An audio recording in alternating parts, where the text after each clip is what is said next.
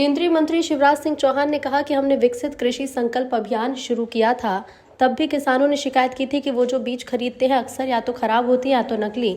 इस समस्या को दूर करने की जरूरत थी। पुराना बीज अधिनियम 1966 का था, जिसमें सिर्फ 500 रुपए के जुर्माने का प्रावधान था।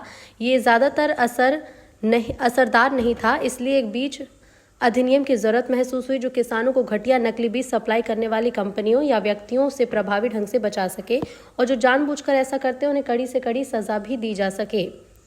इस नए अधिनियम में हमने पूरी तरह से ट्रेसबिलिटी सिस्टम बनाने की कोशिश की है। आपको ध्यान होगा, बीच में हमने विकसित कृषि संकल्प अभियान भी चलाया था। तब भी किसान की एक बड़ी शिकायत थी कि कई बार हम जो बीज खरीदते हैं वो या तो घटिया निकलता है या नकली निकलता है, दावे कुछ किए जाते हैं, निकल कुछ जाता है।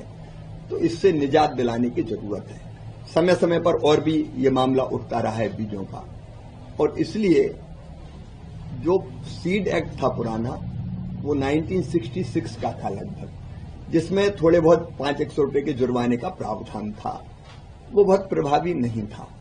इसलिए आवश्यकता इस बात की महसूस की गई कि एक ऐसा सीड एक्ट जो प्रभावी रूप से अगर कोई घटिया या नकली बीज प्रदाय करता है, कोई कंपनी कोई और, तो उस बीज से हम बचा सकें किसानों को, और अगर कोई ऐसा करता है जानबूझ के तो उसको सख्त दंड की व्यवस्था की जा सके, ताकि घटिया बीज जो किसानों को बेच दिए जाते हैं वो बेचने वाले दंड के कारण भी और सिस्टम के कारण भी डरें। ऐसे प्रावधान इसमें किए गए ताकि हम किसानों के लिए अच्छे बीज सुनिश्चित कर सकें।